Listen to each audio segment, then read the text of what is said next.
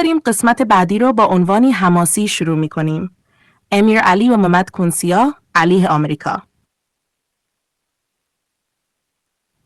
قسمت چهارم، عملیات باد خشمگین. روزی روزگاری سازمان‌های جاسوسی آمریکا متوجه یه چیز عجیب شدن. تصاویر ماهواره‌ای نشون میداد که در حیاط یه مدرسه معمولی در ایران ابرهای ناشناخته‌ای شکل می‌گیرن که منشأشون 2 دانش آموزن. CIA بلافاصله اسم رمز داد تهدید بادی ایران، کد وینسترایک.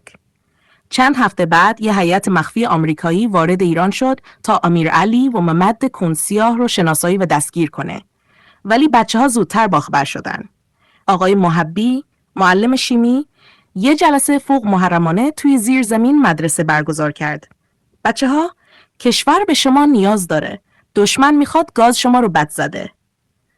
امیرعلی با چشمای براق گفت نه به دزدی گاز ملی. ممتم گفت ما میزنیمشون با قدرت پیاز و تخم مرغ. عملیات آغاز شد. شبانه به پایگاه مخفی دشمن نفوذ کردند. امیرعلی یه بشقاب کله پاچه خورد، ممتم 2 لیوان دوغ و یه دیگ لوبیا. بعد هر دو آماده شدن.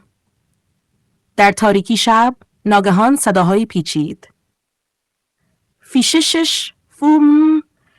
گازها به داخل پایگاه نفوذ کرد. سیستم تهویه دشمن قاطی کرد. مأموران آمریکایی با حال تهو از خواب پریدن. What the hell is that? It's not chemical. It's natural disaster.